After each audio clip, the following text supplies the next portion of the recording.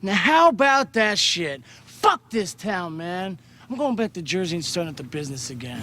At least there we can kick the shit out of little kids. We're trying to make ourselves a profit. And we got women there. We got weed. We got freaking... You gotta be kidding me.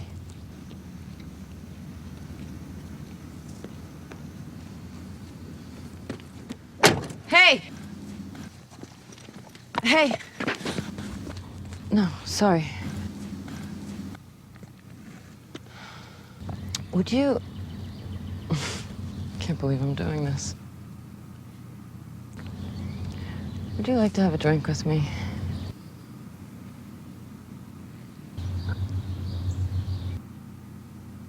See? See, I told you if we hung out in front of this place long enough, we'd get laid. Thank you. Thank you, God!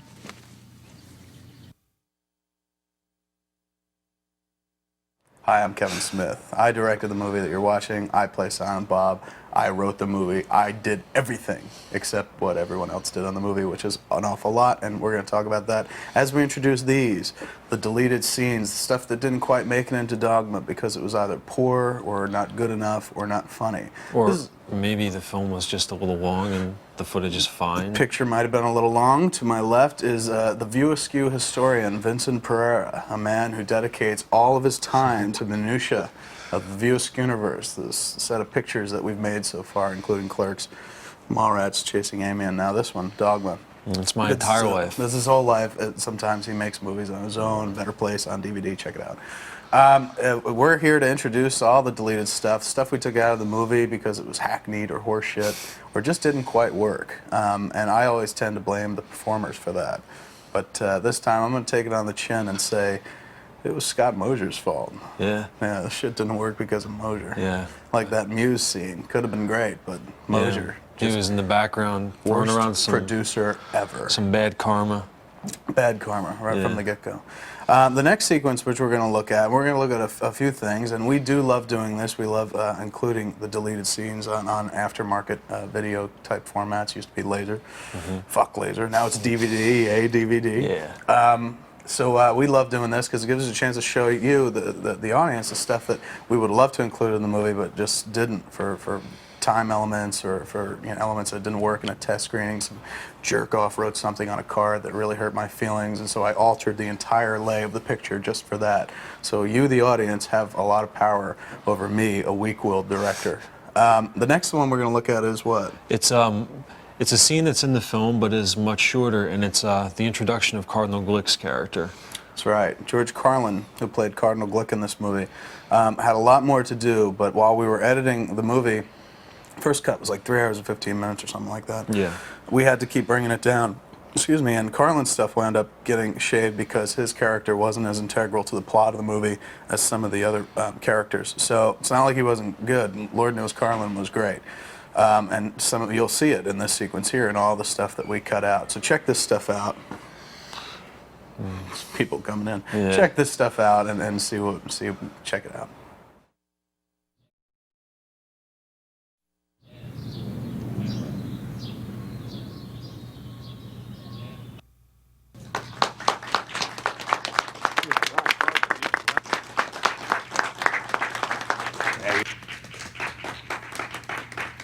Thank you. Ladies and gentlemen, you're here under false pretenses. Contrary to what our PR office led you to believe, Christ is not coming back this morning. Now,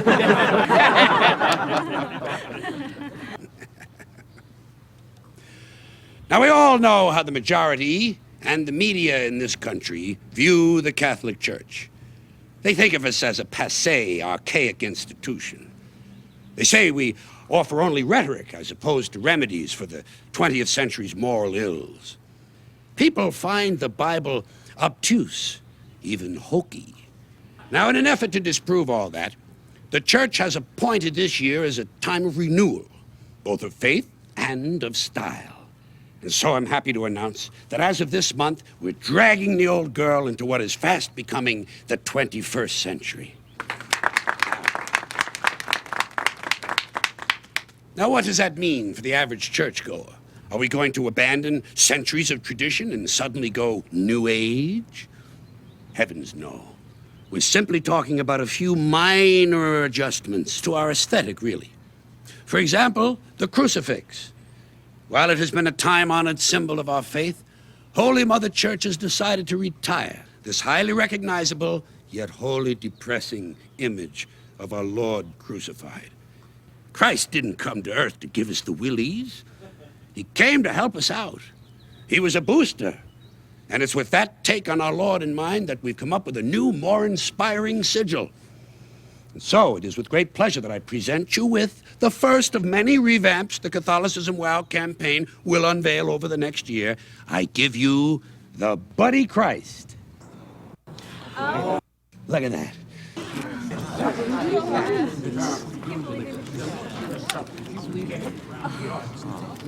Wait till they see that. Now, that's not the sanctioned term we're using for the symbol, just something we've been kicking around the office. But look at it. Doesn't it pop?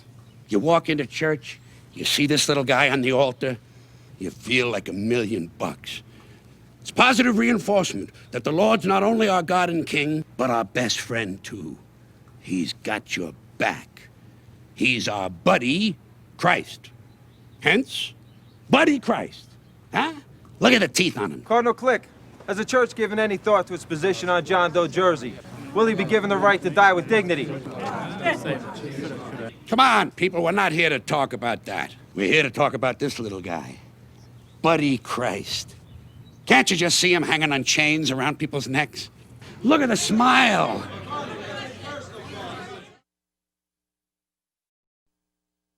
Look who arrived. A little friend, the youngest View Askew fan, I would say. Yeah. This is Vincent Jr., Vincent's child. Really, this is my kid. Actually his. This is mine. This is Harley. Say hello. She's far more interested in Vincent right now.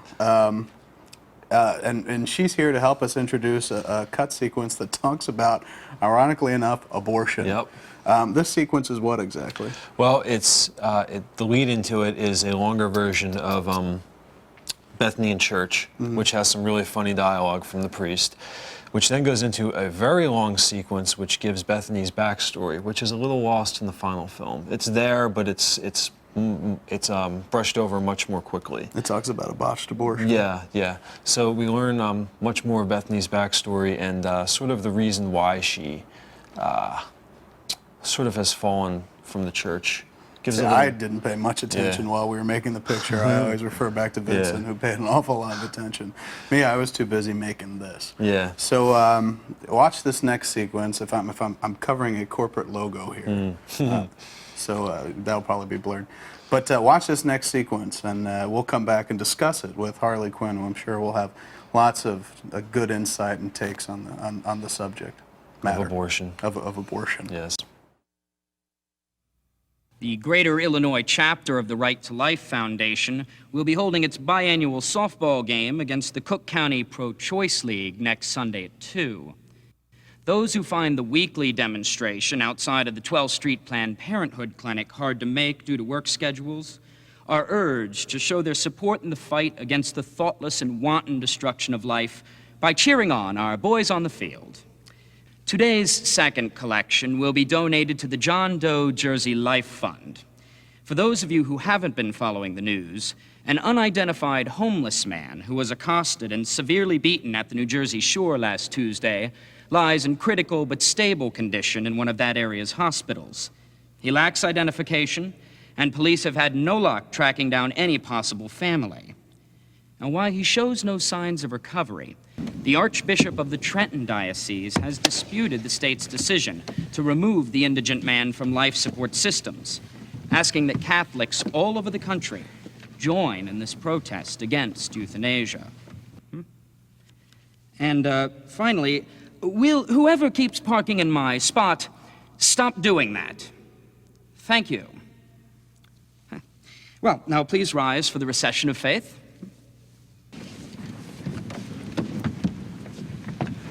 We believe in one God, the Father Almighty, maker of heaven and earth, of all that is seen and unseen. I don't really want to be here. Jesus Christ, his only Son, our Lord. Fair enough. A time and place you'd rather be. You like a shrink or something? Would that I make what a shrink makes, but alas, Yo ho, a counselor's life for me. So come on, humor me.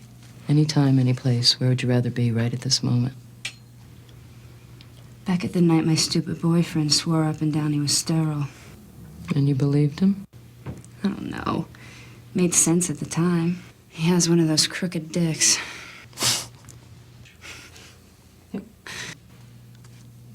So, let me see. Now, this is your, what? Third time? All right. Let's say we skip the lecture as long as you promise to use condoms and go on the pill in the future. If I take the pill, I gain weight. What? I never heard of such a thing. I have to call the AMA right now about this shocking new medical development. I used to feel the same way. I wouldn't go on the pill because it made me blow up. Take my word for it, though. It's worth the 5 extra pounds. Yeah, like I'd even notice on you. You would if I were still on it. What do you use now? I don't. You don't use anything? You? Why not? That's a very personal and very boring story I don't feel like I know you well enough to subject you to. Oh, come on. I want to hear your sad tale of woe. Who knows, you might tell me something so scary I'll never have to make this trip again. Okay. But feel free to nod out. You know these girls who dated the same guy all through school? Well, I was one of them. Brett Waits. We were in love. So there we are, away at school, and suddenly there's no parents to worry about anymore. So we're screwing like rabbits, just constantly doing it. And since I'm not on the pill, since the pill makes me gain weight, guess what happened? You wound up getting pregnant. I tell my boyfriend, and you know what he says? Tells you to get an abortion. Begs me to have it. Get out of here. He's suddenly filled with the desire to be a family man. He's telling me we should quit school and get married. I'm telling him that that'll screw up our educations. We fought about it for a week. And to make matters worse, he cornered me with an ultimatum. Either I was going to have this baby or we were breaking up. What a scumbag. He's even got the Planned Parenthood all staked out. His RA's mother works there, so if I go in, I'm caught. Why didn't you just dump his ass? I was in love with him. So, it's an old story, but I started asking around about alternatives to Planned Parenthood, and as it turned out, a girl in my sorority had a cousin in med school, second year. And before I know it, there's me in 1981 on the receiving end of what could be considered a slightly more advanced wire hanger abortion. All because I'm in love with my boyfriend.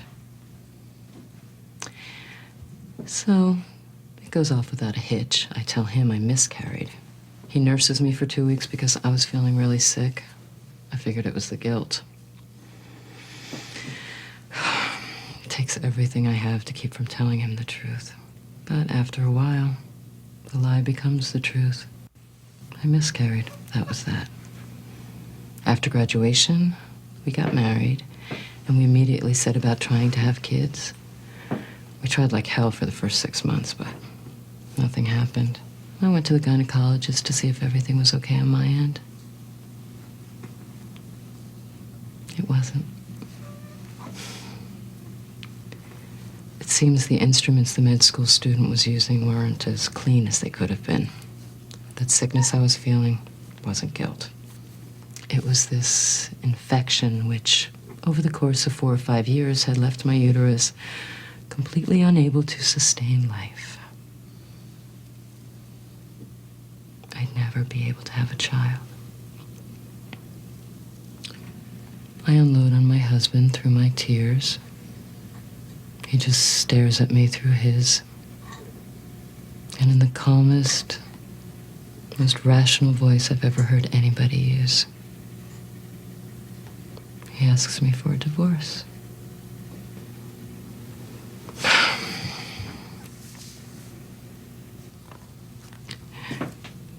And I fought him on it, you know.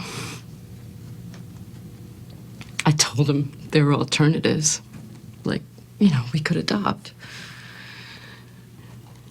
But all he said was he wanted a woman who could have his children.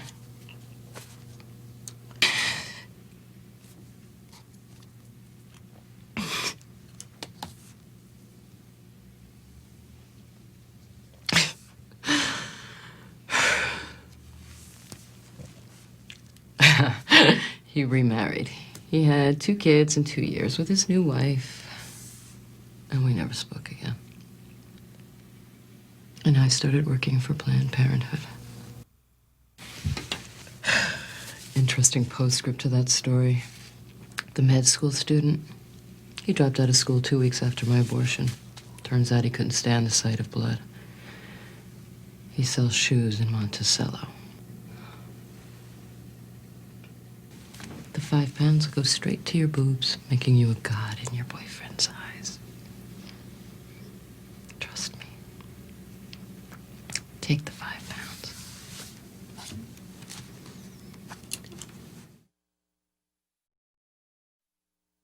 Wasn't that great?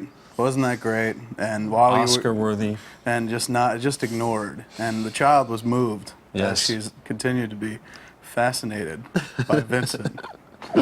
The next sequence you're going to see is some great Jason Lee stuff that was kind of trimmed down a bit at the front and a lot more, I think, at the back end. It's Azriel's introduction to the movie, and you get to see what happened when he first walked into the house. And things like that, all stuff we deemed unnecessary while we were cutting the picture because the movie was, again, running long. Most of the stuff, we'll tell you if we cut it because it was just dog shit, but most of the time we cut this stuff because it was, the movie was just real long. Yeah, it's nice stuff, but, when it comes to trimming down the film, you sort of got to cut away the fat. Cut away the fat. That's what they tell me to do all the time. So check this next sequence out.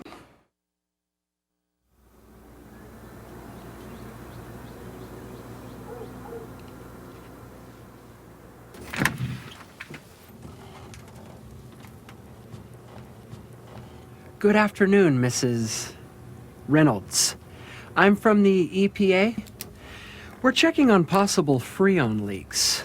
Tell me, do you have air conditioning? Yes, we have central air. In every room? Except the bathroom. Why? Oh, no central air in the bathroom, huh? Oh, well, you do know what that means, don't you?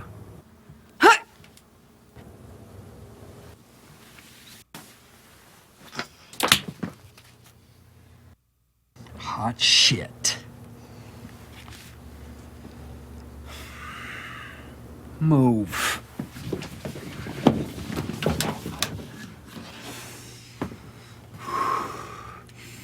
No pleasure, no rapture, no exquisite sin greater than central air.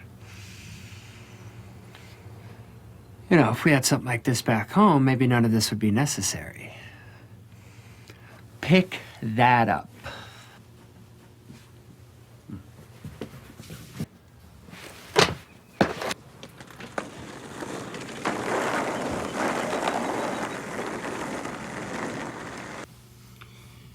It figures.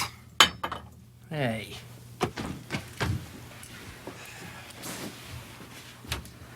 All right. This will be the base of operations from here on in. Now, if I remember the protocol correctly, the powers will attempt to contact the last scion, which, leaves us no other recourse than to eliminate her before she enters the fray. I need you 3 to shuffle her loose the mortal coil so that we may obtain our final glory. Are we all on the same page? Good. Go.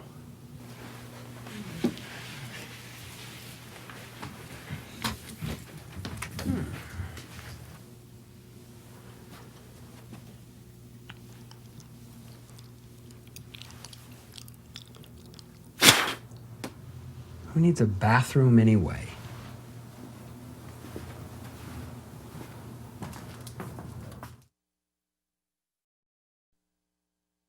What we're going to look at next is a sequence with Ben and Matt. Stuff from them on the bus, Bartleby and Loki on the bus. Specifically the first part of the Specifically, sequence. the first part of the sequence was we trimmed down a little bit. They talk a little bit about New Jersey and make some New Jersey jokes, and very curious. And we trimmed a little bit again because, well, this time it wasn't because the movie was long, it's because the performances were absolute dog shit, I felt.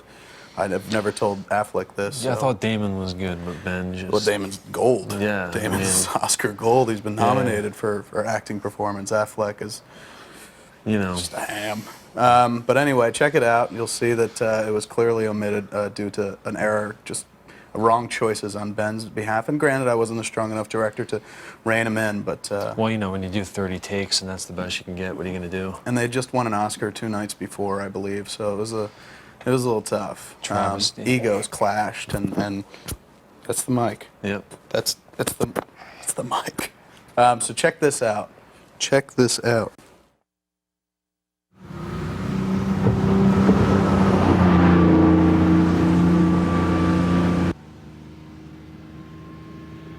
All right, Indiana, Ohio, Pennsylvania, New Jersey.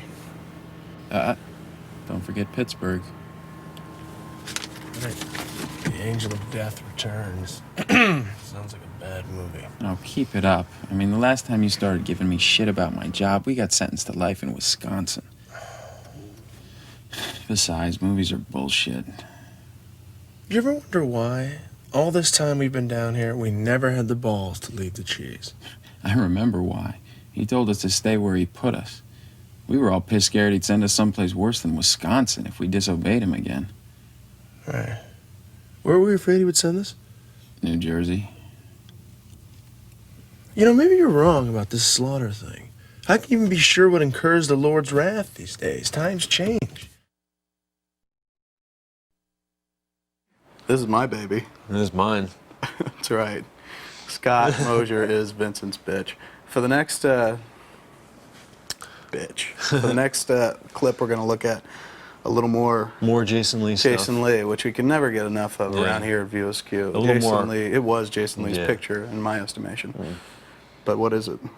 It's a little bit more of Jason the second time he's talking to the triplets. We also get to see some carnage, some of that violence that you got so railed for that we really got in the attacked film. for unnecessarily, saying that the movie was too violent. It wasn't. Most of the stuff happened off camera, and not by choice, but just by virtue of the fact that I'm just not talented enough to shoot violence well. So we wind up doing it all off camera. Something bad or violent or potentially visually exciting is about to happen, and then we cut away to a very long conversation, come back in the aftermath and go, talk about, like, hey, remember when people just got the shit beat out of them before and nobody saw it? That was great. Exactly. And this actually leads into another longer version of a sequence. It's the first half of Chris Rock and Linda and Jay and Bob at the movie restaurant, where Chris Rock talks about where the Stygian triplets came from. The origin of the Stygian triplets, which I know a lot of people out there were kind of wondering where they came from and thought that it hurt the movie, that they didn't know. And now you'll know. Now you'll find out. It probably held us back at the box office a little bit. Yeah. Now you'll get to figure out where the Stygian triplets came from. Is there any way we can blame Ben Affleck for these sequences being cut? I just always shift the blame to Ben Affleck for everything. So anything you see that didn't really pan out, it's probably Affleck's fault. Not necessarily as much Mosier. I was getting your back before, dude. Vinny was attacking you. Check out this next sequence.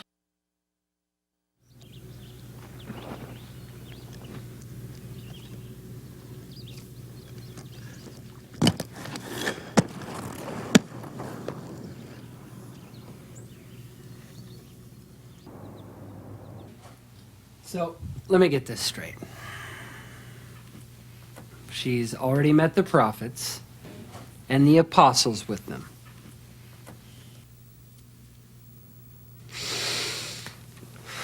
Which means she grows closer to learning her true identity if she hasn't already. This is distressing! Well, I can't afford to go in the field. That'd only compromise us further. I think that our best course of action at this point is to ensure that our parcel is not found. And being that I can't even trust you enough to kill a woman, well, I'm left with no choice but to seek outside assistance in guarding said package.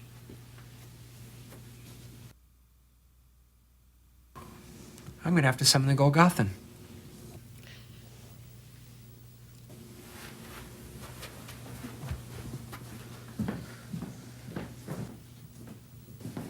Wait, why am I leaving? You guys get out of here. It's my office.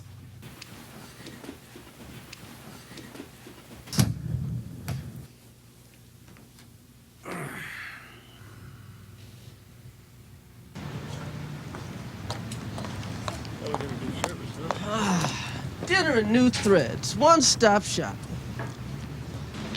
Thank you, ladies. Yes. Yes. Hey, what's that mean? Garbage pickers. That's some new slang, kind of like calling a brother fly? No. It means they saw you pull your outfit out of the dumpster. They're mocking you, yo. Kiss my dead black ass! Yeah, I appreciate the loan, brother. You can have that back. Look at you. Bitches. Man, I remember when all we used to have for breakfast was fish and goat's milk. What do you call this shit? Egg and movie muffin. Now, how about you start explaining some things? Like, for starters, who the hell are those kids who attacked me? Nasty little bastards called the Stygian triplets. Just your average neighborhood bored teens who, when they were alive, snatched a neighbor's toddler and smashed his skull in just to see what it looked like. I believe was the reason they gave. They were killed in a car wreck on the way to a detention center. So they're dead too. Yeah. I mean, you'd be surprised how many dead people are just roaming around. We're stubborn bastards. The thing is, though, those kids are supposed to be in hell, which means somebody wants you out the picture so badly, they're willing to summon demons. Is it those two angels I'm supposed to stop? Couldn't be. They're not evil, they're just stupid. Are you gonna listen to this shit? We never know who this guy is. For all we know, he could be with those fuckers. Both showed up around the same time. I hate to say it, but he does have a point. How did you know where to find us? You know what the dead do at most of the time? Watch the living, especially in the shower. Sure, I can't wait to die. This is the tail end of the movie restaurant sequence now. If you'll recall, Bethany gets up, walks away, and it sort of cuts to them mid-conversation on the swing in the final cut. Here you see the first half of that conversation, and then that leads into what for the fans is probably, at least for the fans from the website, who've been clamoring for this sequence incessantly. All three of them. Yes. This is the infamous Fat Albert sequence. That's right. This is the sequence in which I actually get to sing and dance. Yeah. And Jason Mewes as well. Jay and Silent Bob do a song and dance number. And it was real funny, I thought. I thought we did a really nice job with it. But, at Cannes, we screened it at Cannes. That was the last time it was in the movie. Some people said, oh, it's kind of long. It's not that funny. And we said, well, fuck it. It's just for the DVD audience. Yeah, so exactly. here it is, just for you guys. We pretty much shot it just for you. Exactly. Blew a couple $100,000 just to make this little inside joke for you guys. Jay and Silent Bob performing Fat Albert. And there's also a bit of some girl stripping and some gang members. If you're from into that Chasing kind Amy. of thing, there's some of that as well. But really, key here is Jay and Silent Bob dancing. Yes. See, children love Silent Bob. It just doesn't get much better than this. Check this out. Hey, I'm sorry if I scared you. Really. I just feel violated. I mean, why does anybody care about my private bullshit? I'm just a suburban chick with a useless degree who counsels pregnant teens. And Jesus was just a carpenter's kid. Hey, you gotta face the facts. You're the only one that can do what has to be done here. Well, why not get the Pope? Somebody holy like that. Hey, just because a guy wears a funny hat doesn't make him the right man for the job. Only certain hands can save the world from itself. But the question is, are those hands attached to someone strong enough to carry the burden? I'd like to think yes. Yes.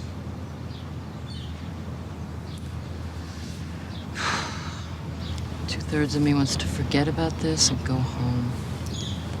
You know, yesterday, I wasn't sure God even existed. Now I'm up to my ass in Christian mythology. Let me let you in on a little inside info. God hates it when it's referred to as mythology. Well, let's ask the prophets what we should call it instead. Fuck. Let those two assholes go.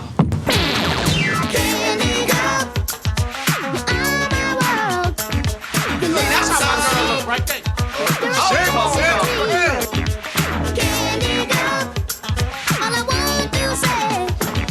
When you're with me, you're brighten up my day.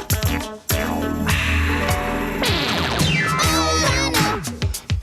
When I'm with you, you make me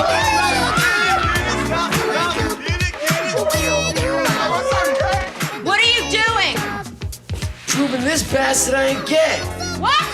Long story, forget it. We gotta get moving. How can we get to Jersey? I had a car. We'll take the train. I'll call for reservations. No, really, it's okay.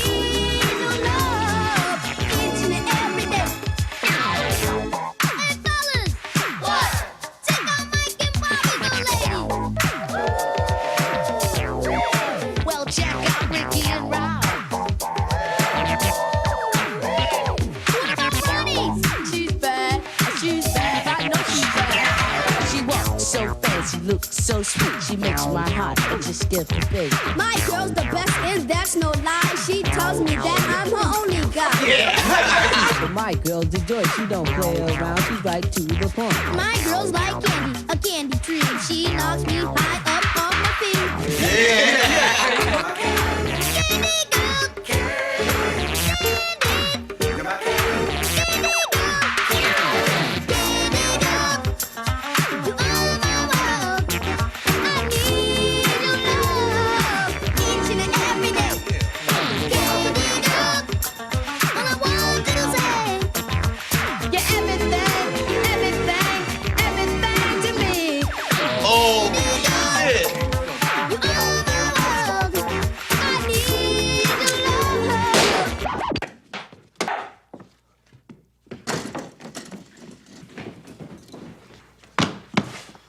Whoa! White boy! White boy! I believe you came to the wrong motherfucking jizzon. Fucked up now. Now I believe you was about to apologize. Yeah, apologize. You want an apology. Give me at least one I'm sorry, and I'll put a kill shot through that thick motherfucking skull of yours. Talk to him, King. Go ahead, King. Step aside, baby, so I can slap this pussy-ass Nino Brown wannabe down. What? Now, I was thinking, if you kiss my dick all nice and slow like before I cap you, I might bring a coconut to your funeral. A coconut? Yeah. I'll even lay it on your grave, stick a straw on the end of it, and stick the other end in the ground. You wanna know why? Why? Cause your big ass lips will reach, bitch! Fuck that! Yo, Rufus! You think every white boy cowers at your ass? Shit! If I don't plant you, watermelon... Watermelon! My muscle here will. You think he's my fucking boyfriend? Shit, man, I love chicks! This man killer's with me for one reason, and one reason only. To fuck with those who fuck with me. Sound Bob don't talk in words, he speaks in bullets. Tell you what, I'll let him explain it to you. Sound Bob, cap these punk monkey bitches! Monkey? What? Well, what the fuck you waiting for?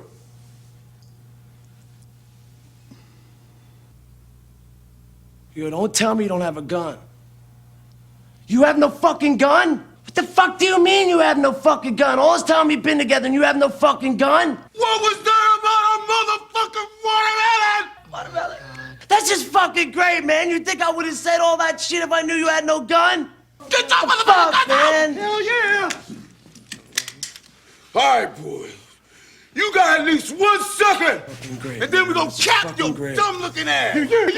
Start now. Shoot. Light it to his ass, baby. I can't believe you, man. Do me a favor, shoot this piece of shit first. No gun. Kane, what the fuck is going on, man? What the fuck is he doing, man? Kane? Yo, the white boys are standing there, Kane. What's he doing, man? What the fuck is he doing, man? What the fuck is he doing, man? What the fuck is he doing, white boy?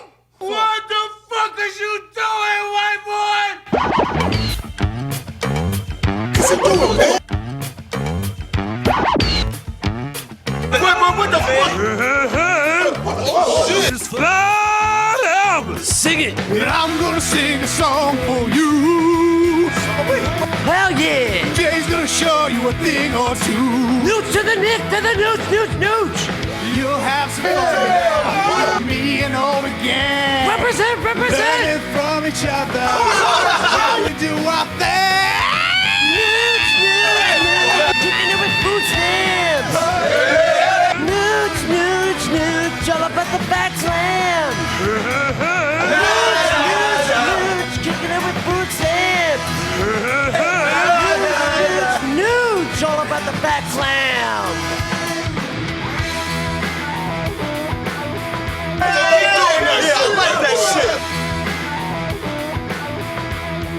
I thought she looked familiar. Who? Serendipity.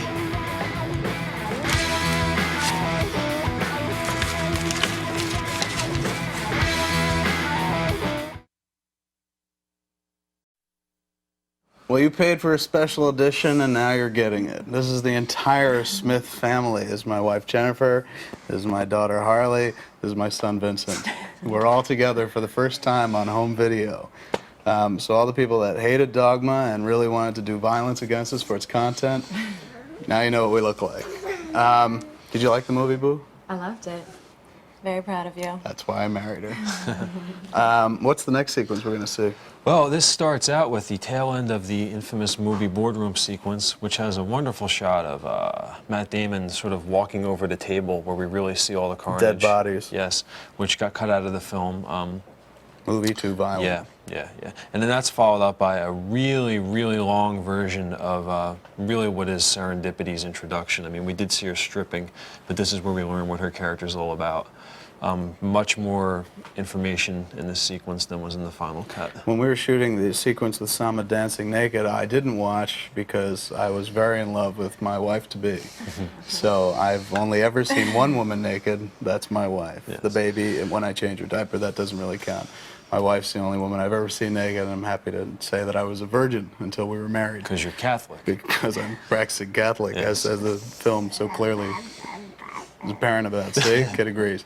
So check this very long sequence out. Bear with it. You'll see some stuff that was actually in the movie still. Some. But there's cut stuff in there. You'll A see lot it. of cut stuff in there. And a different ending to the sequence as well. The way different ending to the completely different.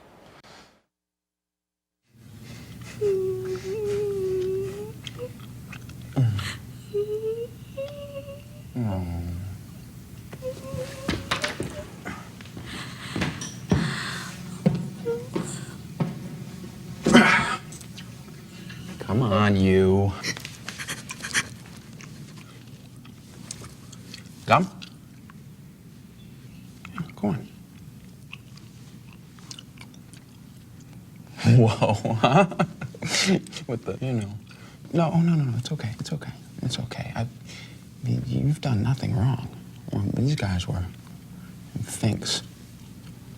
You're a pure soul. But you didn't say God bless you when I sneezed. Loki? You're getting off light. Loki! I know, I'm coming. You're so lucky.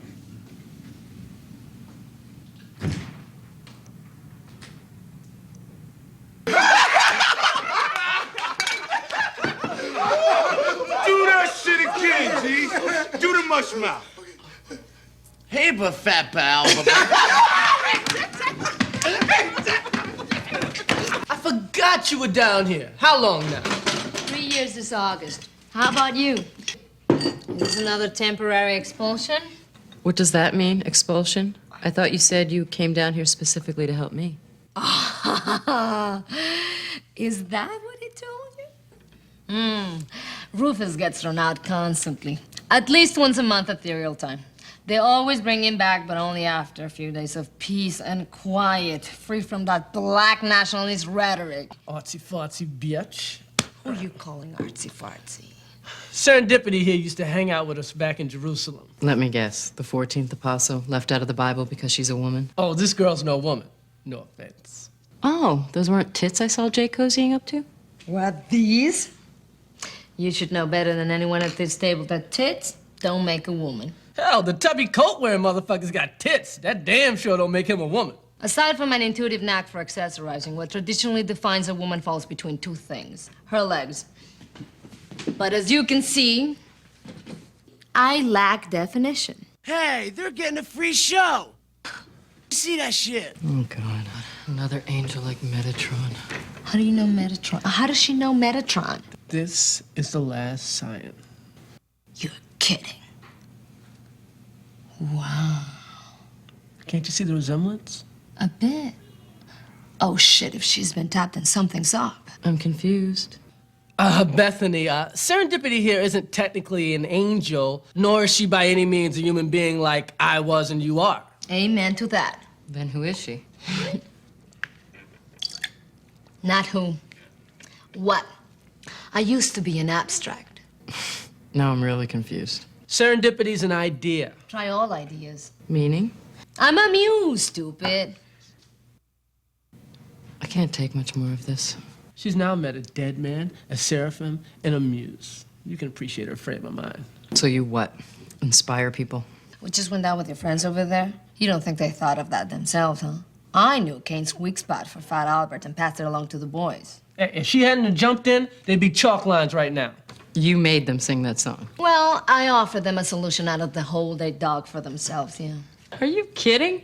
Those two are so dense, they would know a good idea if it were given to them in a specially marked box. Dense people are the most open to suggestion. It's you so-called intelligent folks that have such a hard time accepting a good idea. Prove it. Give me a good idea. If I do, and you accept it, then you'll have confirmation that you are, as you say, dense. All right. So you're a muse. So what kind of people do you inspire, besides stupid ones? I used to specialize in entertainment. Literature, theater, so forth. Then for a while it was the movies. Oh yeah? Which ones? Off the top of my head, all of them. Well, almost all of them. I'm responsible for 19 of the 20 top grossing films of all time. 19? Yeah, the one about the kid by himself in his house, burglars trying to come in and he fights them off. I had nothing to do with that one. Somebody sold their soul to Satan to get the grosses up on that piece of shit. Which brings us to the next logical question. What are you doing stripping? Well, you remember why I left, right? Because you were tired of doing all the work and getting none of the credit for your ideas. And sick of watching incapable people take brilliant inspiration and turn out real trash. So I opted to quit being a muse and write for myself. I gave my 2 weeks' notice, got a body, $50, and got sent out into the world to make my fortune. So what happened? Writer's block. Can you believe it? Me, a muse, for God's sake. Yeah, but what about what you did with Jay and Silent Bob? Well, that's the cosmic joke. I can inspire anyone I meet and give out 1,009 ideas a second, but I can't keep any for myself. Her quirky sense of humor. Whose? God's. You're saying God's a woman? Was there ever a doubt in your mind? Well, the possibility never presented itself. He's always referred to as him. Well, that's not how I wrote it. But one of the drawbacks to being intangible is that you have no say in the editorial process. My job stops at the inspirational whisper stage. The people that held the pens added their own perspective, and all the pen holders were men. So she became a he. Doesn't stop with God either. The whole book's gender biased. A woman's responsible for original sin. A woman cuts Samson's squaff of power. A woman asks for the head of John the Baptist. Women are painted as bigger antagonists than the Egyptians and Romans combined. It stinks.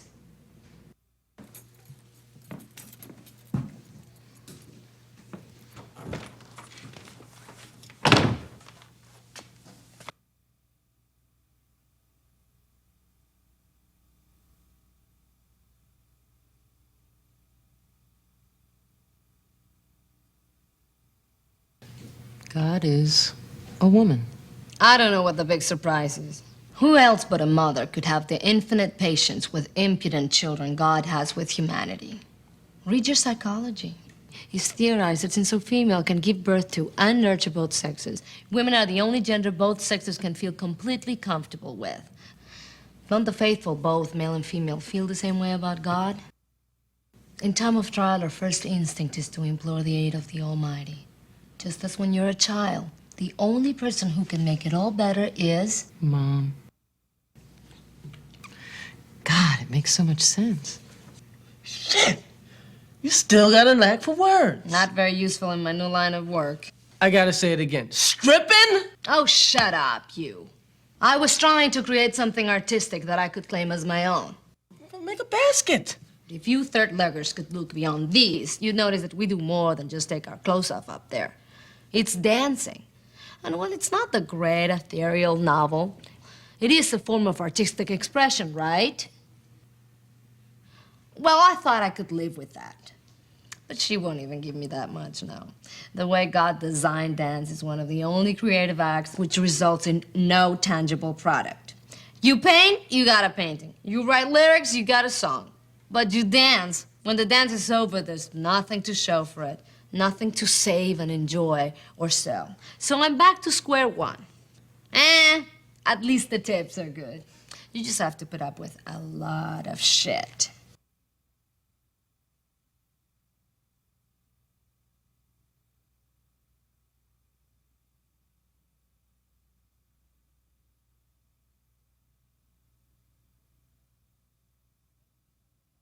I told you having a body isn't all it's cracked up to be.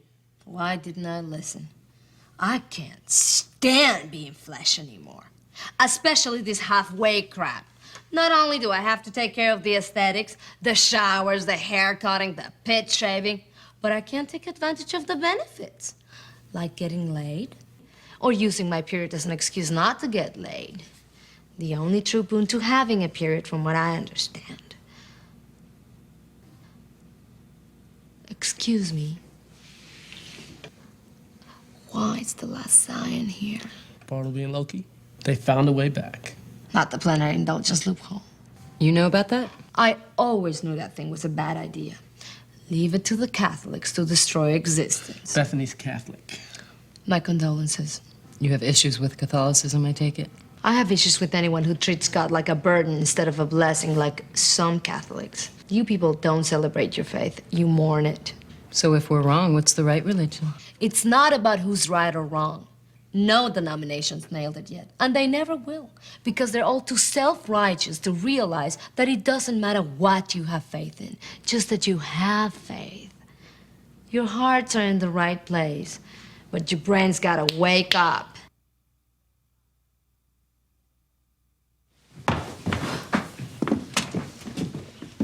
Man. How? Knock strong odors out. Way to go, Biggie. Why would you ever carry this? Oh. What? Can you squeeze this thing for some answers? I can give it a shot. What's going on? The muse is about to talk to this demon. Cool, can we watch? Not a good idea. Demons can wreak havoc on the weak-minded. Fuck you, weak-minded. Me and Sampop could talk to him in his own language. See, he'd understand this. Whoever sent this might send more. I suggest you take the princess and get as far away as possible. I'll do what I can to get something out of Poopy Boy here. If there's anything helpful, I'll get it to you somehow. Thank you. And you're a great dancer. Oh. Well, you should see me juggle. Hey! Now, you know you're supposed to be prophets, right? Then start acting like prophets. You should have seen that thing coming. What the hell are we getting yelled at for? Just watch out for Bethany. Go. Bitch, it's just because she's good looking, she can tell us what to do. She told me if you behaved yourself, she'd sleep with you. Yeah? A demon would have a field day with you. Man, shut up. You shut up. Nice girl. Yeah, she comes from good stuff. I can't believe you haven't told her. Not the right time. How uncanny is the resemblance? Those eyes, the lips. The nails. Blasphemer. Oh, shit. You better go. I'll take care of the trash. Good luck. Give me a hug. All right, Stinky. Let's see what you know. I lost my wife and my child. They're just off camera. I didn't really lose them. Next, we're going to look at the Toy Store sequence. Yeah. Which is in the film.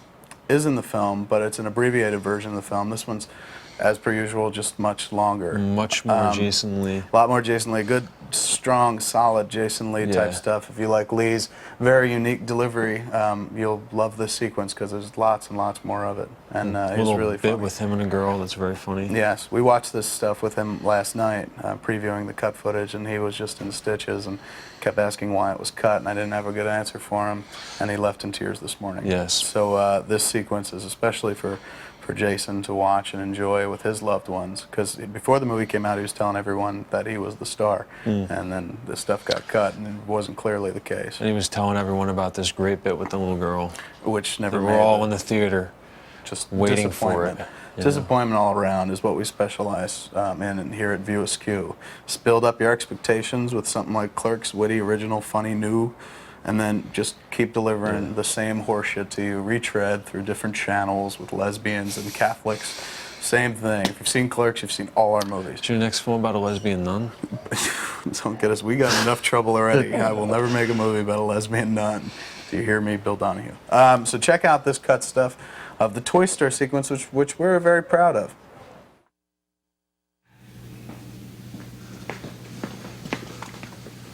Look at this pimp. How'd you get out of hell? I told them I was coming up on a routine possession. Look, I don't have much time. If they figure out my ruse, they'll come looking for me. You lied? Oh, go figure. Him, a demon. Hey, what's with bringing us in here? Because you two fucks are inches away from getting caught. Going around killing people, about to uncase your wings. Don't you have any idea what's going on? Well, we're going home. Oh, really? Are you so clueless as to think you can just waltz back into heaven? Why not? We're going back clean. Let me let you in on a little secret, pal. Everybody is looking for you. Both sides, above and below. Orders are to terminate you on sight. Really? Why? Because you're pissing people off, that's why. Word on the grapevine is that God's pissed off at your presumption, and I know Lucifer's pissed because you assholes might make him look bad by succeeding where he's failed so many times. So they're just gonna kill us? They're gonna try. That's why you have to travel incognito. Tone down your behavior, stay off their respective radars. Quit killing people, that's high profile. And for God's sake, don't uncase your wings until you have to transubstantiate. Because the minute you do, legions of thrones and hordes of demons will fight each other over who gets to kill you first. Shh.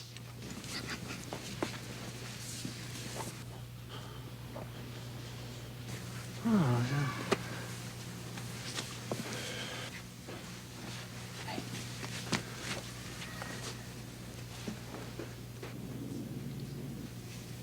Mommy! That man has horns! See? That's the kind of shit I'm talking about. Oh, lighten up. I still can't believe they want to kill us. Oh, believe it, boys. They've even got the last scion looking for you. Really? You're kidding me. This is huge, man. Your re-entry is a thorn in a lot of sides, and they'll stop at nothing. I mean nothing to prevent it. If that's the case, then why are you helping us? You were both given a raw deal. Almost as raw as mine. I figure if you guys make it back, then maybe there's hope for me. In the meantime, I suggest you find an alternate mode of transportation. If anything else comes up, I'll contact you. Thank you, Osriel. You're a true friend. Would you expect anything less from a demon? I have to get back to the pit before they get suspicious. And remember, incognito.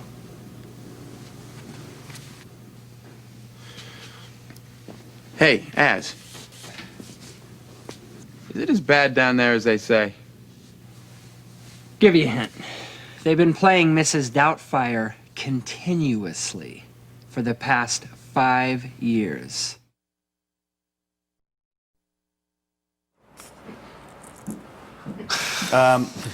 Next up, we're going to check out a sequence that was cut from the train sequence, the stuff with Chris Rock and Linda Fiorentino on the train.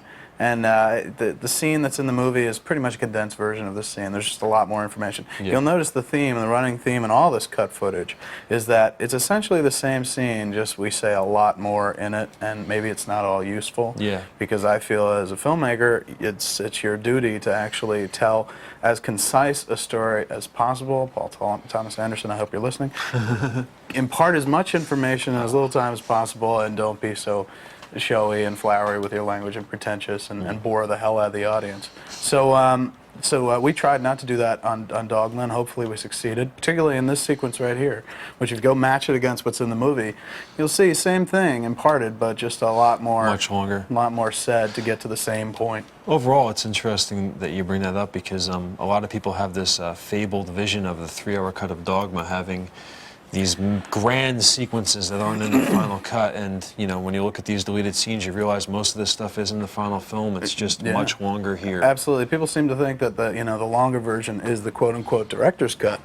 Not at all. The movie that you saw in theaters and that's here on the disc, that is the director's cut of the movie. There's nothing that I'm like, man, I wish we had kept that in. I mean, that's pretty much everything you're seeing in the flick is the director's cut. And if we had put out the 3-hour plus version of the movie, it would have been abysmal. It would have been really bad, which is why we didn't even include it on this disc. We're just too embarrassed to show you. It's easy to show you stuff out of context, but imagine we showed you a 3-hour and 15-minute version of the movie. Crap, you guys never come back. Some of you probably already left. Probably follow through on those death threats. We'd see a lot of action on those death threats. Yeah. So check out this sequence and compare it to the one that's in the flick, and you'll see what I'm talking about.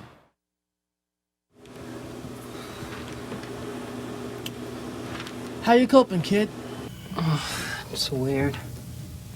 Just when I think I have a handle on things, something wholly unbelievable presents itself. Sometimes I wish I'd just stayed home. You sound like the man. What's he like? Jesus? Black. Besides that. Besides that? He likes to listen to people talk. Says it sounds like music to him. Christ loved to sit around the fire with the guys and listen to us talk about the Romans or who was or wasn't getting laid. You know, whenever we were going on about unimportant shit, he always had a smile on his face. Maybe because not having anything of value to say was a luxury he was never granted. Could be. Could be. But he is a booster, though always pulling for humanity. Calls us his alma mater. His only real beef with mankind is the shit that gets carried out in his name. Wars, bigotry, televangelism.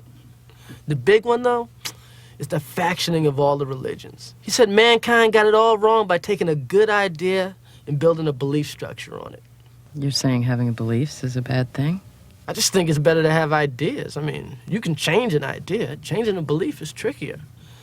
I mean, life should be malleable, but beliefs anchor you to certain points, limit growth, and life becomes stagnant. That's another thing that Christ didn't like. Still life. He wants everyone to be as enthralled with living as he was. I mean, the man loved being human. Probably why he was so good at it. You know, he's the only person I've ever known that's never engaged in that most time-honored of all life-affirming activities. Sex. Debate. That's the only way most folks know how to confirm they're alive. I mean, we debate about everything. And we fight about who's right, who's wrong. We fight ourselves, we fight death, we fight over beliefs, we fight over fights. It's as if we think that to stop debating in any fashion is to stop being vital. I mean, hell, even I'm guilty of it myself. The way I go on about the issue of Christ's ethnicity, always fighting for the truth to be told, and I'm dead. Even in death, The only way I know how to truly live is through debate. It's sad, ain't it? Not if you believe it's important for people to know. A belief's a dangerous thing, Bethany. People die for it. People kill for it. The whole of existence is in jeopardy right now because of the Catholic belief structure regarding this plenary indulgence bullshit. Bartleby and Loki, whether they know it or not, are exploiting that belief. And if they're successful, you and me, all of this ends in a heartbeat, all over a belief. You know, I haven't seen the Moron twins in a while. How about you? They went to the lounge car to smoke.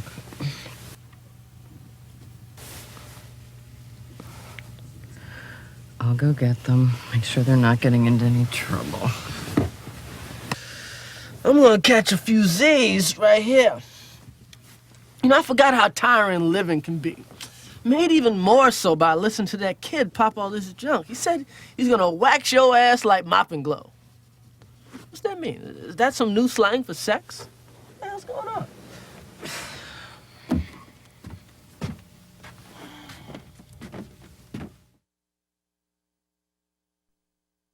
If you've seen any of our crappy pictures that we've made before this one, which was also crappy, you'll see a lot of Star Wars references. I pretty much built my career on referring to the works of George Lucas, and Dogma was no exception. We shot a sequence that talked about Star Wars, and we wound up cutting, I think it was in Cannes. We showed it in Cannes. You showed a shortened version of it in Cannes. A shortened version in Cannes. We never showed the whole sequence. Here you're going to see the whole thing as it was intended, and Maddie delivered it and did a great job, but it's just at the end of the day it wasn't that funny. It wasn't nearly as funny as the other Star Wars stuff we've done in the flicks. And also it was just, this was 99 was a year everybody was talking about Star Wars. Back in the day it was kind of fun to talk about it. Nobody was talking about it anymore, particularly back in 94 with Clerks. But 99, forget it. It was the year of Star Wars again. So we didn't want to reference it anymore. And we felt that was reason enough to omit it from the flick. But you check this out. It's pretty. It's cute. Maddie's really good in it. But also, it leads into a longer version of the conversation, the first conversation between Ben and Bethany and Bartleby on the train. Yeah, if you right after the Star Wars speech, it goes right over to Bethany and Bartleby, Linda Fiorentino and Ben Affleck, and you'll see a longer version of that scene, which was also cut in the picture. Just a few more lines of dialogue. Yeah, basically. But check it out. A lot of people asked, hey, what happened to all the Star Wars references you used to make in the movies? And there is one in the movie. There's one with Jason Mewes talking about the cantina, Jay and Silent Bob and Bethany earlier in the flick. This one we felt, that one worked so well in test screenings, we felt this one was a little bit of an overkill. Plus, why talk about Star Wars anymore? A lot of mitigating factors led to cutting this out. Not one of them was a letter from George Lucas saying, stop talking about my movies. We haven't received that letter yet. Ironically enough, we did mix the movie at Skywalker, though. Yeah. All this useless information leads you into this next clip. Check it out.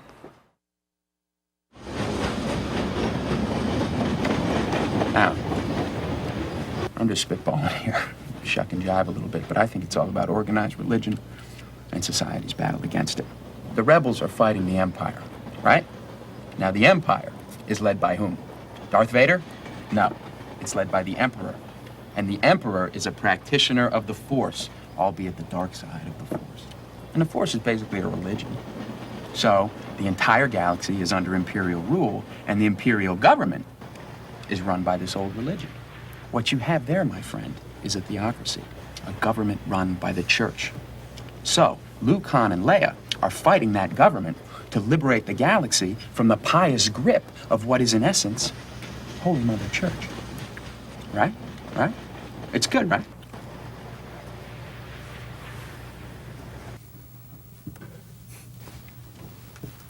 You can smoke up with them if you want. You don't have to keep me company. That's all right.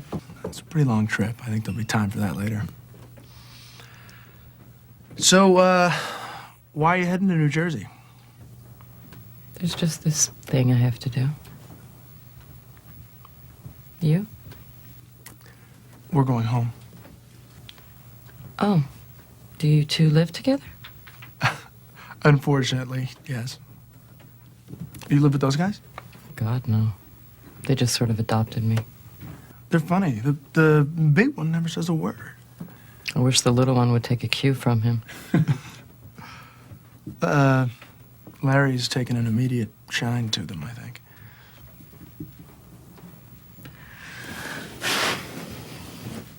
So, how long have you two been together? A while. He can be pretty flaky sometimes, but we have a lot in common. How'd you meet? We were stationed together. See, that's beautiful. You know what? Everybody's always up in arms about this out in the military issue. Pardon? Well, you know, there's all that macho bullshit about it being this man's army. And you two meet there and hook up, and it proves that love blooms where... You think we're lovers? No, we're not gay. God. I'm sorry, I just assumed. It's okay. I mean, we live together and all, but at the end of the night, I go to my room and he goes to his. What? Do I come off as gay? No. My ex-husband sort of screwed up my relationship awareness barometer. You're divorced. That's a nice way of putting it. I call it being dumped. I was, dumped once, more or less. It's terrible, isn't it? Don't you just constantly question your value? Like, why was I so easy to cast aside? And you, wonder if the other party's gonna come to their senses and call you back. The worst is, I still think like a couple, you know? I still have this we mentality even after all these years. Mine grew, out of one of those misunderstandings that results in, I guess you could call it a communication breakdown. And then it hit me. I was abandoned. I was replaced by someone. A lot of someones. And they always tell you it'll hurt less with time. Well, actually, it hurts more.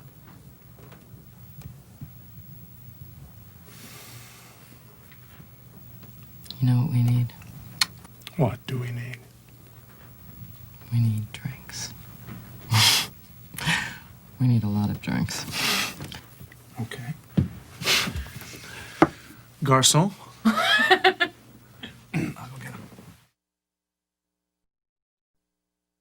If you know anything about me, I consider myself a very self-important type of guy.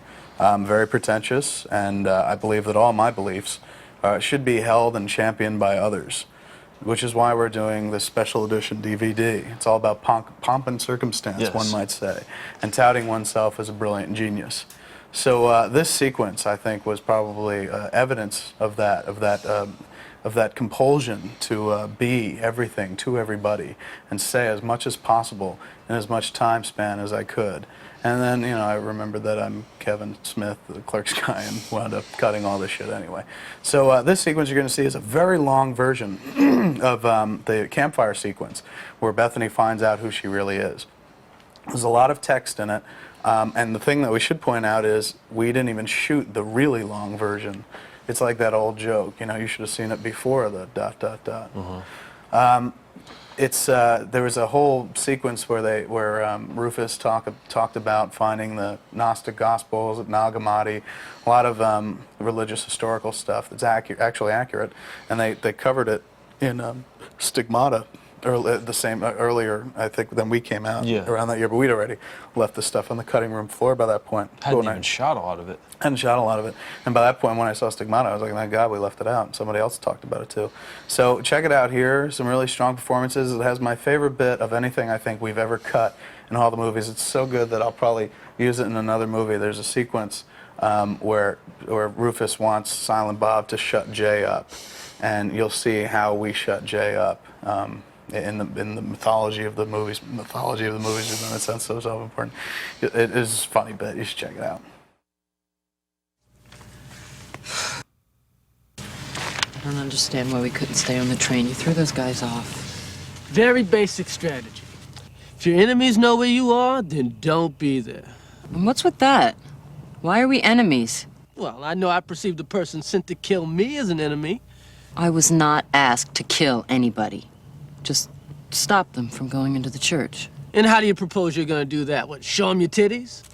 I've never killed anything before in my life. Shit, I'll do it. Shut the fuck up, little man. Couldn't kill a pint of ice cream, let alone an angel. Fuck you, I could kill an angel as good as the next guy, motherfucker. Killing an angel's a two-step process. First, you have to cut off their wings, which makes them human. From that point on, it's the same as killing anything else. Head or heart, take your pick. Make it sound as if it's easy. Question may be moot. Now, when you were visited by Metatron, did you get this feeling down there? Yeah, it felt like Somebody caressed your hoo-ha, right? Yeah. Yeah, that's what's called a presence. It's an aura angels have, residue from being in the presence of God. Now, when it's absorbed into the bloodstream, it usually goes right to the erogenous zones. That's why the angels used to get laid so much back in the day, before God took away all their gear. But you didn't feel that around Bartleby and Loki, did you? No. I mean, I felt something for Bartleby. That's probably the booze. Oh, fuck, you wanted to fuck that guy? What about me? You didn't feel anything around them, which means to me that someone's protecting Bartleby and Loki, shielding them from detection, someone with juice. You should have felt them. But I'm more surprised they didn't feel you. Oh, tell me about it. She gave me half the chance I'd feel all right. Shut up. What does that mean? I'm tired of all this cryptic bullshit. I'm physically and psychologically exhausted, Rufus, and I'm ready to kick back and welcome the end of existence. Unless you come clean right now. Why me? Out of all the people on the goddamn planet, why was I tapped? Family ties? Oh, man, that show's funny as hell. Alex P. Keaton like a motherfucker. Biggie? You fucking dick. Imagine you're a 12-year-old boy. And one day you're told you're God's only son. But more than that, you're God. How long do you think it would take you to come to grips with something that huge? Maybe say, 18 years? In the Bible, Jesus suddenly goes from age 12 to 30. 12 to 30. And that's some pretty bad storytelling. Where are the volumes of text dealing with the missing 18 years? I'll tell you where. They were offered up as a sacrifice to the god of ecumenical politics. Come on, Rufus. You make it sound like there's some church conspiracy to cover up the truth about Christ. Bullshit. Any important material about Christ would give people a better understanding of the nature of God. Why would they leave any of it out? Because it's all closely tied in with his family. His mother and father. His brothers and sisters. Wait. Jesus didn't have brothers and sisters. Mary was a virgin. Mary gave birth to Christ without having known a man's touch. This is true. But she did have a husband. And do you really think he would have stayed married to her for all those years if he wasn't getting laid? The nature of God and the virgin birth, those are leaps of faith. But to believe a married couple never got down, well, that's just plain gullibility. Mary and Joseph had sex? All the time. Shit, she was a screamer. Shit, Jesus used to tell me stories about hearing him through the walls when he was a kid. So you ask why you got tapped. A Christ was once the salvation of this world before, and you're the closest thing to a Christ that's still around. Meaning?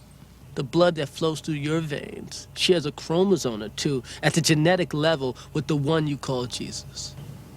Bethany, you are the great-great-great-great-great-great-great-great-great-grandniece of Jesus Christ.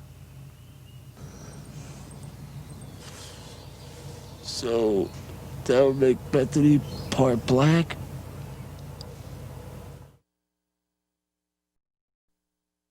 Funny stuff, wasn't it? Throwing the bag of weed, fucking digging, runs away. Love that bit. Don't be surprised to see it pop up in another movie. Probably a Merchant Ivory movie. Jesus and Mary had sex. Same thing. You'll see it in another flick one day. The next sequence we're going to look at is What? More Carlin stuff. Lots of more Carlin stuff. There's far more Carlin stuff to go around. There's enough Carlin cut material in this picture to make a whole extra HBO special. Yeah, Glick. Yeah, just Carlin as Glick, Carlin on Glick, something like that. But I love George, and we all fell in love with George while we were making the movie.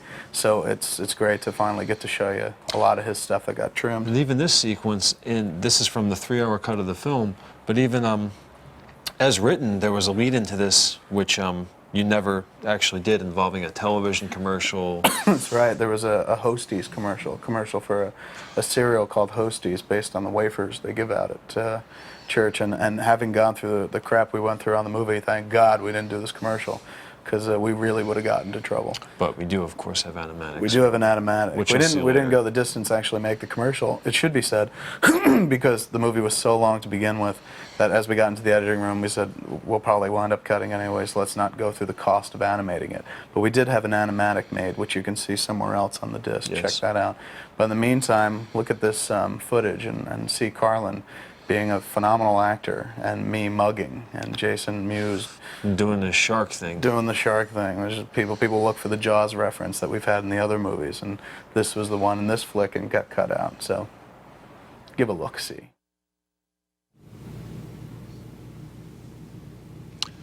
Well, the prophets finally live up to their titles. Oh, man, this sucks. Can you get a Shirley Temple? That's the whole point of the campaign. Mass attendance is at an all-time low in this country. People aren't practicing any denomination at all these days. But if we can sell these people, give them a show, let them know the Catholic Church has a little panache, we can win them back. Even get some new ones. Excuse me. Fill them pews, people. That's the key. Grab the little ones as well. Hook them while they're young. Kind of like the tobacco industry. Christ, if only we had their numbers. We really appreciate you seeing us this late in the day, Your Eminence. My friends and I have been traveling all night in hope of getting a chance to talk to you about the St. Michael's rededication ceremony. So you're looking to help out in some way, I take it. We'd like you to cancel the ceremony. I beg your pardon? There's going to be a world of trouble if tomorrow's ceremony goes forward as planned. What is this, a threat? Are you planning some sort of demonstration? Are you pro-choice? No. The trouble's not from us. It's from these renegade angels that have been stuck on Earth since the plagues. These guys, they think they're renegade angels. See, Padre, it goes down like this. These guys think that by passing through that archway, they can go straight to heaven. And you want me to call off the ceremony for that? Well, they're very passionate about it, dangerously so. They could turn violent if they walk through that arch and nothing happens. Hey, these guys could blow. And if they do, they're gonna take some people with them. So please, call this thing off. Who sent you? Someone from the Council of Churches, right? Somebody's upset that we're getting all this publicity. Who was it? Rabbi Sloss? We were sent by him who is called I Am. Cute. Really cute. Well, come on, kids. Playtime with the Cardinal is over. Let's go. Word for Moses. Stay out of this. Your Eminence, it's not a joke. These guys are an accident waiting to happen, and if tomorrow's ceremony goes on as planned... Then these loonies will show up and go nuts, thus endangering the lives of all assembled, including the governor, the press, me, the leaders of the Council of Churches. Hey, let's not stop there. Maybe even God himself, huh? You can't say himself. It could be a woman. Your passion for all topics insignificant, including the gender of our almighty Lord, tests my patience, people. Now, I'm a very important man with very important matters that demand my attention. So if you please... I'm telling you, man, this ceremony's a big mistake. The Catholic Church does not make mistakes. What about the Church's silent consent of the slave trade? And its platform of non-involvement during the Holocaust? All right. Mistakes were made. But one can hardly hold the current incarnation of Holy Mother Church responsible for the oversights of old. Now, I have indulged you people for longer than I should have. Please leave. But tomorrow... Tomorrow goes off without a hitch. Do I make myself clear? I did not labor 2 years and exhaust every ounce of my being to ensure that this ceremony be the cornerstone of the most important liturgical event since Vatican II, just to cancel it at the 11th hour at the insistence of a wandering band of pranksters who somehow have targeted me as the focus of their evening's merriment. This occasion is important. It's important to the congregation of this parish, to the massive crowds coming for the plenary indulgence. It's important to me, to His Holiness the Pope, and most important, to the Catholicism Wow campaign. And neither you nor any other influence, short of the hand of God himself, is gonna keep this thing from going off without a hitch. And give me my goddamn hat!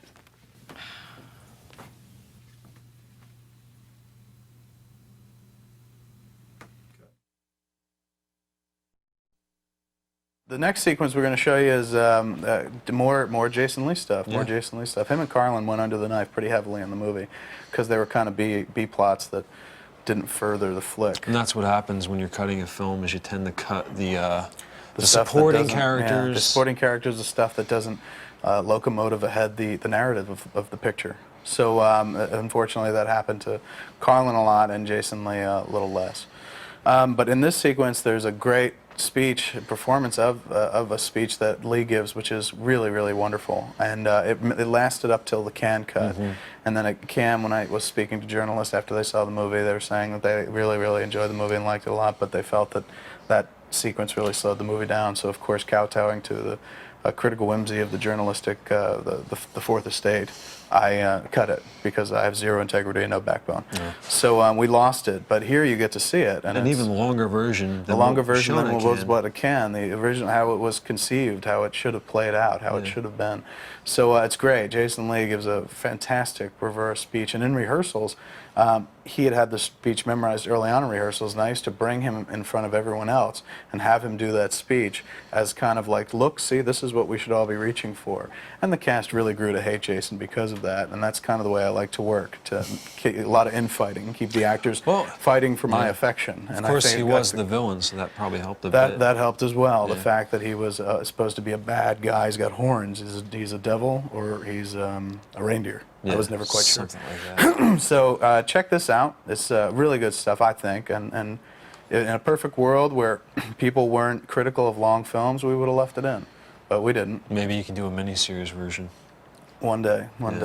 Week long, like Roots. Yeah. Or the Thornbirds. Dogma. Now there was a picture. Yes.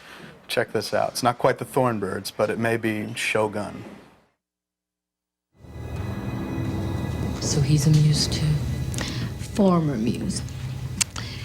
He was kicked out. Oh, by all means, tell him, Serendipity.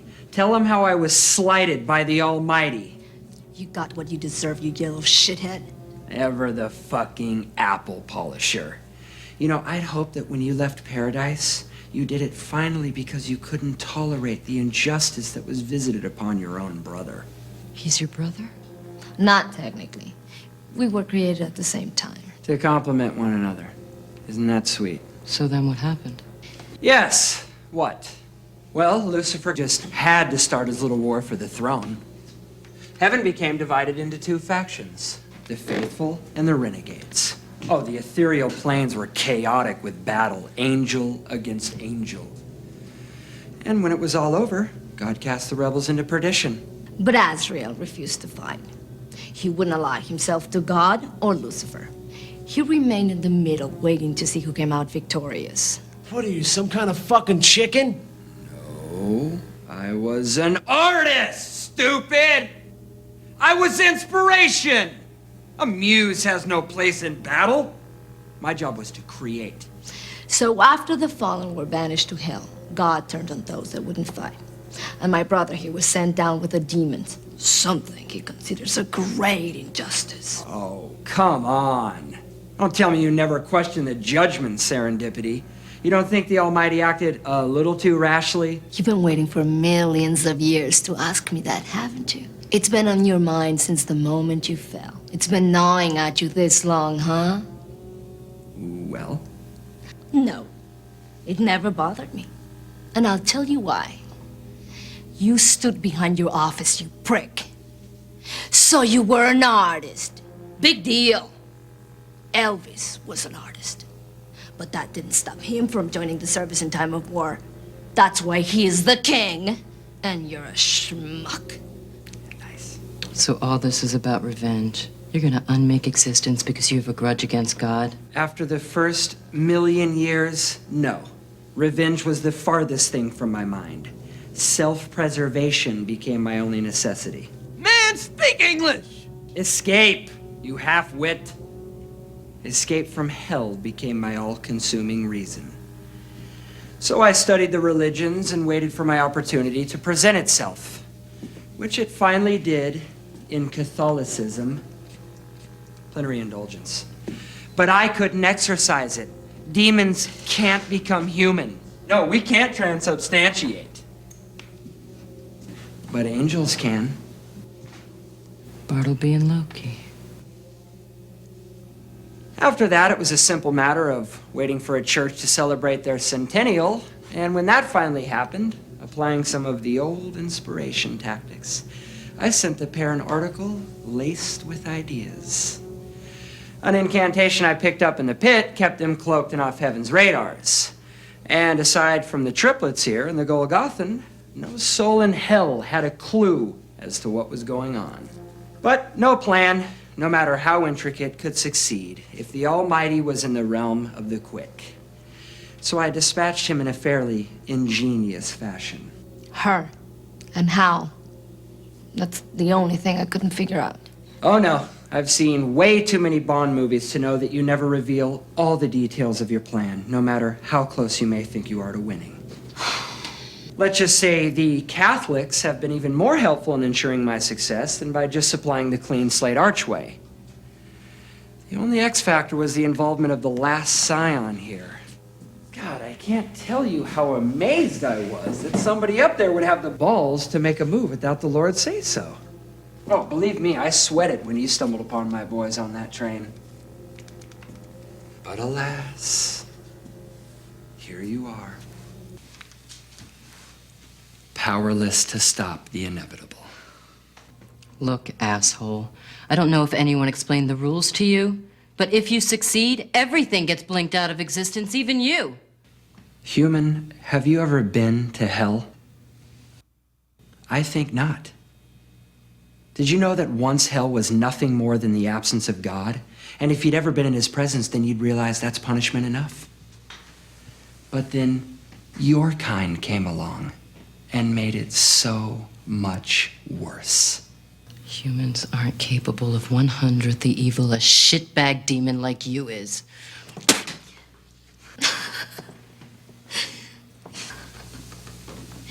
Evil is an abstract! It's a human construct! But true to his irresponsible nature, man won't own up to being its engineer, so he blames his dark deeds on my ilk. But his selfishness is limitless. And it's not enough to shadow his own existence. No, he turned hell into a suffering pit. Fire, wailing, darkness, the kind of place anyone would do anything to get out of. And why? Because he lacks the ability to forgive himself. It is beyond your abilities to simply make personal recompense for the sins you commit. No, you choose rather to create a psychodrama and dwell in a foundless belief that God could never forgive your grievous offenses. So you bring your guilt and your inner decay with you to hell, where the horrid imaginations of so many gluttons for punishment gave birth to the sickness that has infected the abyss since the first one of your kind arrived there, begging to be punished. And in doing so, they've transformed the cold and solitude to pain and misery. I've spent eons privy to the flames, inhaling the decay, hearing the wail of the damned. I know what effect such horrors have on the delicate psyche of an angelic being.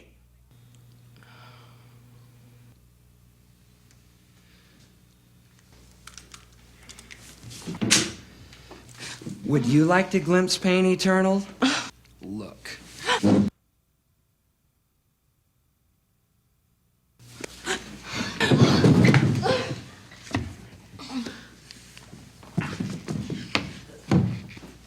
I'd rather not exist than go back to that. And if everyone has to go down with me, so be it. Still thinking only about yourself, you fucking child! Now. Things are getting too intense in here.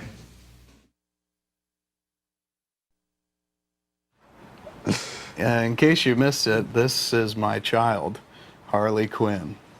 No, really, this is my other child, Jason Mewes. And we're here to introduce the cut sequence, very cut, it's barely a sequence, it's a blip on the radar. So, yeah, it's very quick. It's the fate of Cardinal Glick, which you didn't really get to see in the picture. Well, you do actually, you see him get dropped from the sky in the picture. But here you got to see him kind of what happened right before he got dropped from the sky. So it's got a camera move in it. I know I'm always getting criticized for not having any camera moves. So that's got to be good for something. Exactly. The only problem with it and the reason we cut it is because no J Mewes. No J Mewes. No. Why have it? Yeah. Why bother? What's the point? So yeah, you had J Mewes before it, J Mewes after it, and in the middle there's this 20-second bit with no J Mewes. If there's no Snoochie Boochies, it's not to be had. That's what we say at View Askew. So check this out.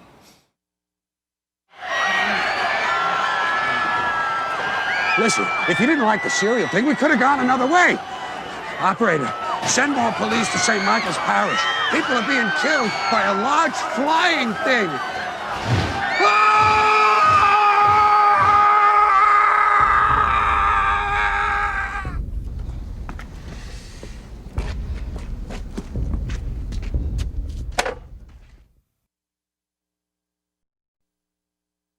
This next sequence is so embarrassing it could probably shit-can my career, but because we're all friends here, I've decided to share it with you, the home viewer. This is the sequence that takes place at the hospital.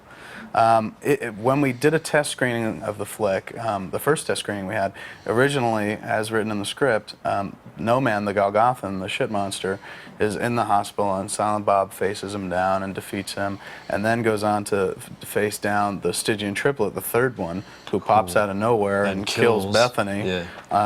And it didn't really pull it off very well, and it was kind of laughable.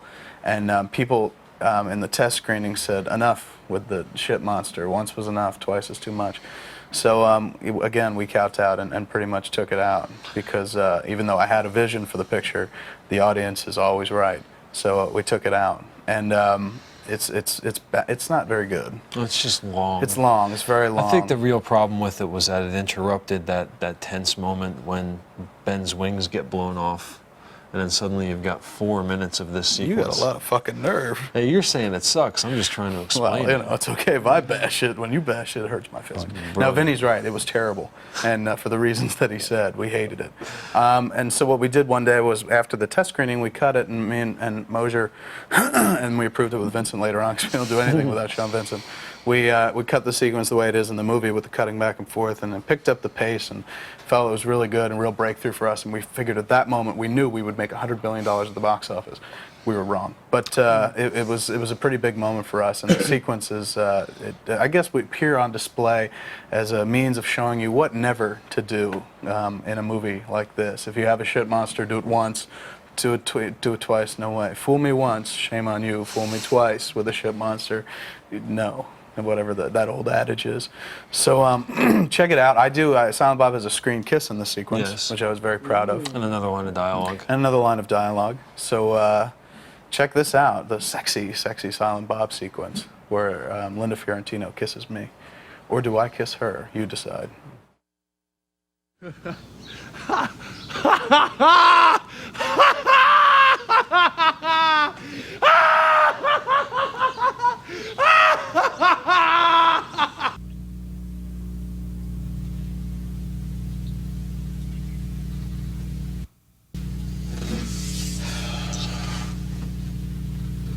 I'll do it.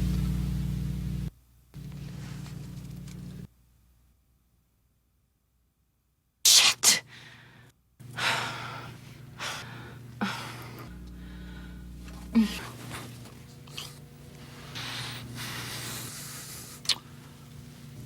Stall him. Sure.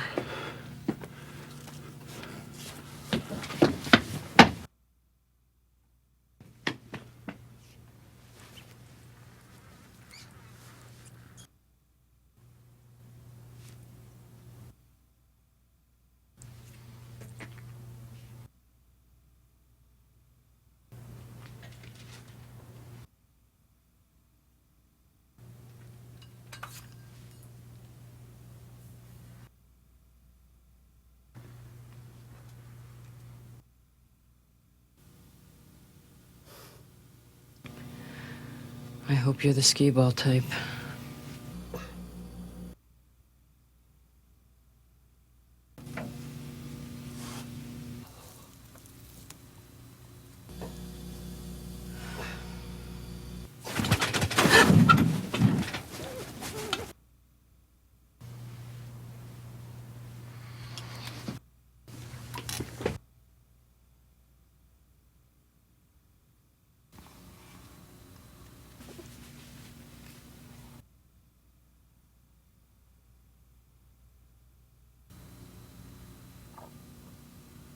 Yeah.